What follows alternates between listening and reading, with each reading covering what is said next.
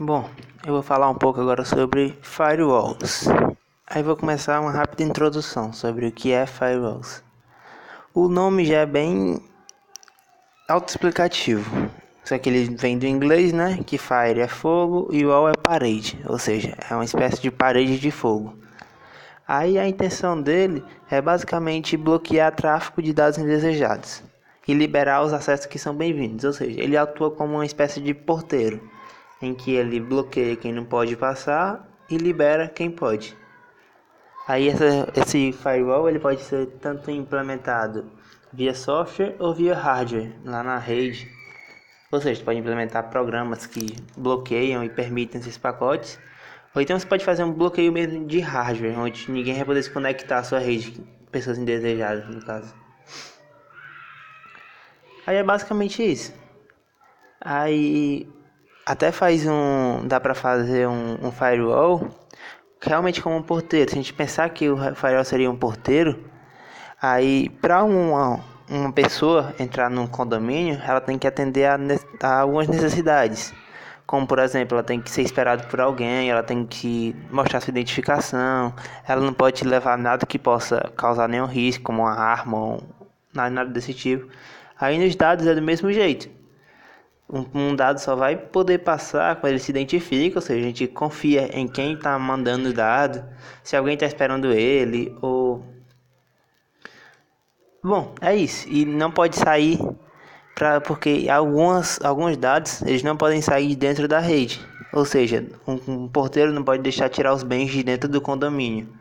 É algo mais nesse sentido, essa reflexão que a gente faz entre os dois. Aí algumas características dos firewall é que todo tráfego ele tem que passar por firewall. Ou seja, tudo que entra ou sai da rede tem que passar por ele. Aí ele define um único ponto de estrangulamento, firewall. Ou seja, tu pode pegar e ele joga todas as pessoas que estão querendo se conectar, que não podem entrar, elas ficam guardadinhas no canto só, como se fosse uma salinha de espera. Ele só define um ponto, só tem um ponto que você pode passar.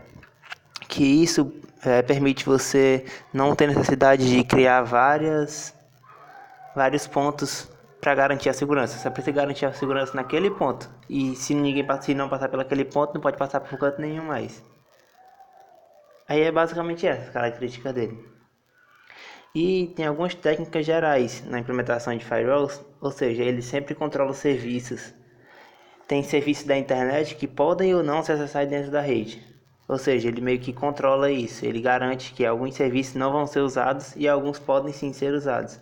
Ele determina a direção de um dado, ou seja, se o dado está vindo se as requisições podem ser iniciadas de quem vem de fora ou somente de quem está dentro, ou seja, a direção de quem está requerindo, se é de fora ou vem de dentro.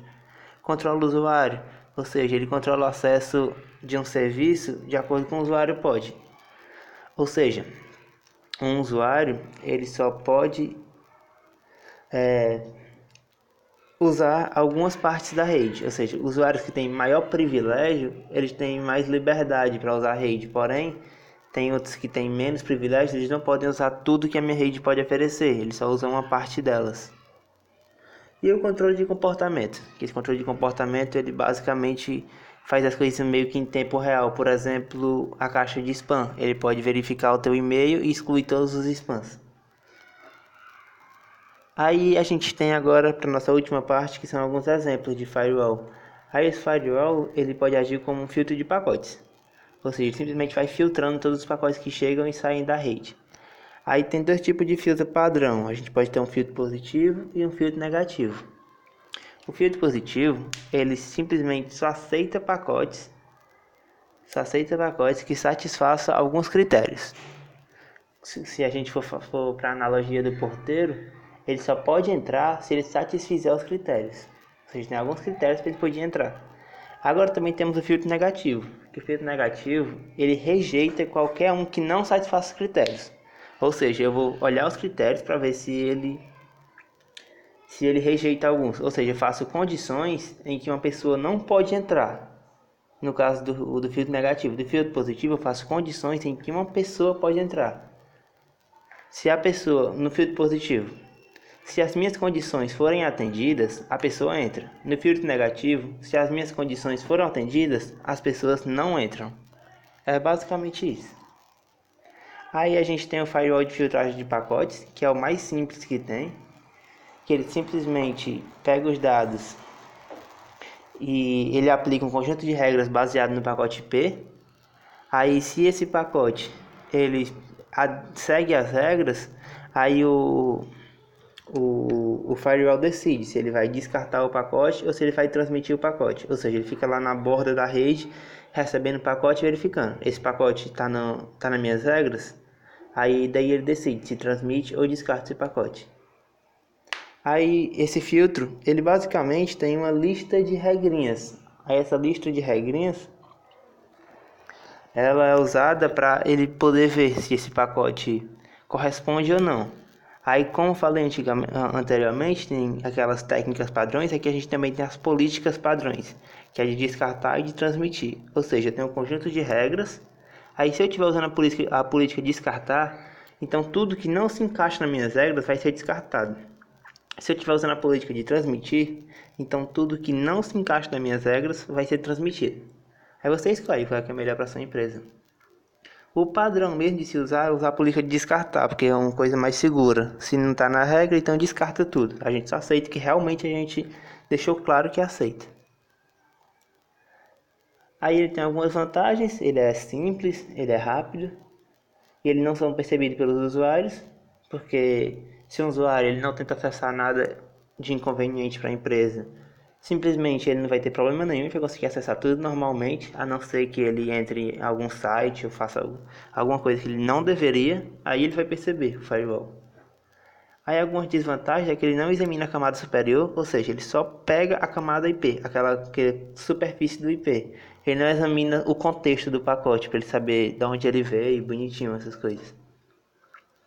Bom, aí é basicamente isso. Aí a gente tem também agora o firewall de inspeções com estados. Ele é basicamente um filtro de pacotes, só que ele adiciona algo a mais. Ele guarda uma tabelinha de estados de conexões.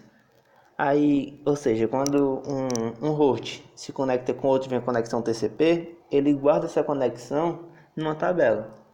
Aí a partir de um certo ponto, as pessoas só podem se conectar ou se a porta dela for baixa, abaixo de 1034, 1024, algo assim, que são as portas padrões usadas pelos protocolos SMTP, HTTP. Todos esses protocolos eles usam essas portas. Aí se for porta baixa ele deixa conectar sem problema, porque são dessas aplicações. E se for porta alta ele só consegue conectar se esse endereço ele já estiver nessa tabela. Aí funciona basicamente assim. Aí a gente tem outras duas também interessantes, que é o gateway de aplicação, que ele simplesmente fica entre os dois hosts. Eu tenho um host A, eu tenho um gateway e depois eu tenho um host B. A conexão entre A e o B acontece através desse host. Aí esse host ele executa alguma aplicação, que no caso é a escolha do criador do firewall, né? Pode ser Telnet, pode ser FTP, SMTP, HTTP, pode ser qualquer uma dessas aplicações. Aí continuando, aí ele recebe uma conexão. Ou seja, o host A ele tenta mandar alguma coisa para o host B, aí ele tem que se conectar através dessa aplicação, que pode ser qualquer uma dessas que eu citei acima. Aí ele precisa se autenticar. Aí depois, para usuários válidos, depois que tu se autenticou e que o gateway percebeu que tu realmente é um usuário válido, ele abre outra conexão com o servidor interno, ou seja, lá para o host B. Aí daí ele roteia toda essa comunicação do A até o B. Aí temos outro que é o gateway a nível de circuito, que é basicamente a mesma coisa de aplicação, só que ele não precisa rodar uma aplicação no meio. Ele simplesmente cria outra conexão, cria duas conexões, uma entre a extremidade A e ele, e outra extremidade B e ele também. Aí ele não permite que conexões TCP sejam estabelecidas diretamente entre eles. Não tem essa conexão estabelecida diretamente. A conexão é estabelecida através desse meu gateway nível de circuito. Ou seja, tem um circuitozinho que estabelece duas conexões, uma de A para ele e uma de ele para o B. Aí é isso. Aí o tráfego ele não monitora nada do tráfego, ele simplesmente abre a conexão e deixa os dois se comunicando. Aí a gente pode até perguntar, né? E daí, onde é que está a segurança agora disso aqui? Aí a segurança, ela dá no fato de que só algumas conexões são permitidas. Nem todas elas a gente pode usá-las. Ou seja, ele bloqueia as que ele não quer. Bom, uma rápida introdução sobre o Firewall. E é isso. Obrigado.